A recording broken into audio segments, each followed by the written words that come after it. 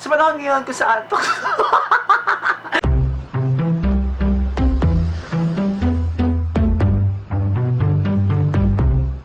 Sa panahon ngayon kung saan ang tukso ng aking saan man panig ng mundo. Lakas mo kasi yung patrol, te! Hindi may iiwasan na mayroong mga taong malanditera. At ang pinaka-worst, ang kalandian inalantay sa buong katawan. I love you, but then I love them too. Kaya naman ngayon pag-usapan natin ang topic na kalandian upang maniwanagan tayo sa paksang ito.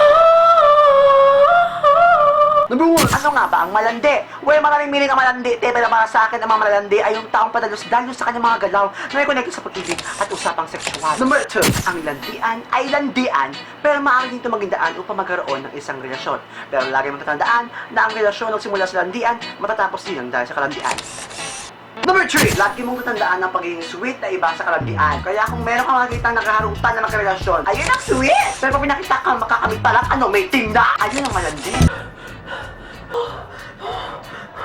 You love it? Yeah, I love it, I love it, I love it, yeah. Ang hirap sa pananaw ng mga tao, ang mga sweet scene ay bagay lang sa mga pelikula, mga palabas, mga mobe. I told you will love this coffee.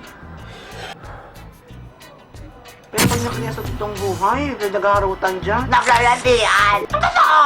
Yung totoo! Huwag na kayong bitin! Mag-isis kung single kayo! Sige, single tayo! Sige!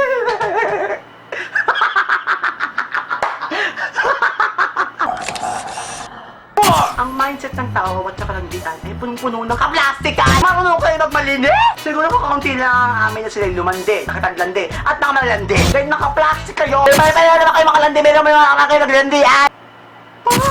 Sa pananaw ng isang malandi, ang malandi sa kanya ay yung mga taong gumagawa ng mga bagay na mas malandi pa sa mga ginagawa na malanditera! Ika nga nila kung sino daw ang tahimik ay yung pang-over ng landi. Hindi rin! Napapansin mo lang na mas malandi siya dahil hindi yun ang ina-expect kong gawin yan. Pero ang ending nito, pag-umad at lantad. Pare-pareho kayo mga malanditera! Lagi mong tatandaan na kung mapasok sa isang sitwasyon na landian lamang, panindigan mo yan hanggang sa katapusan! I love with all my heart. Wreck me. Iniwiyak kaya ka sa huli na nahol ka na. You wreck me like this, you wreck me like that. You wreck me, I just wreck like that.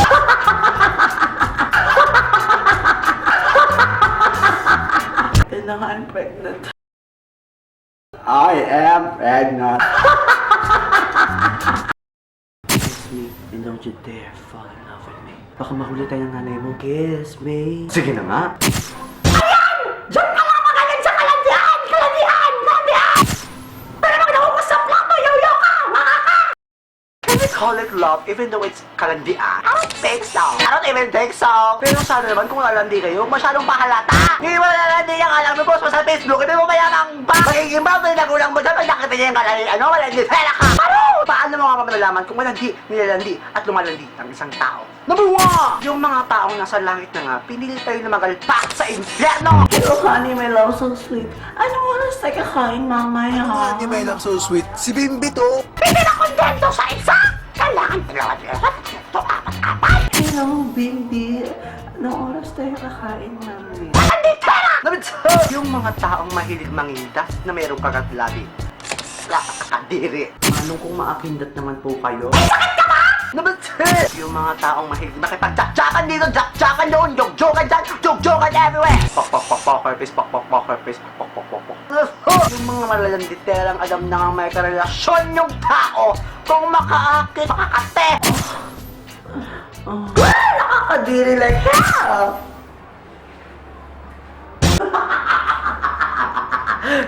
Ang taong maharot sa unang text pa lang may may sweet smile, I love you, I love ya, I love you, susu. Pero lagi ko tandaan na wrong spelling is wrong. Kaya ako sinabi na sa'yo, I love you, I love you, I love cha. It's wrong! Ang kabataan ka lang ngayon, oh, ang walang di na. Kaya pala na, pinagbutis mo si ate, 16 years old ka pala. Bastos kang bata ka! Ano? Pasok ka din! I love you could mean anything. Sabi nga nila, talo ng malandi ang maganda. Pero ang malandi, talo ng mas malandi. Sadyang iba-iba na ang pananaw at tingin ng mga tao about sa kalandian. Pero isa lang ang huli ko sabihin sa inyo, ang pagiging sweet ay iba sa kalandian. Dahil ang sweet ay yung with love. Ang kalandian ay with all lust. Ikaw, anong may comment mo sa kalandian? Comment below. At ang LC Fan of the Week ay si John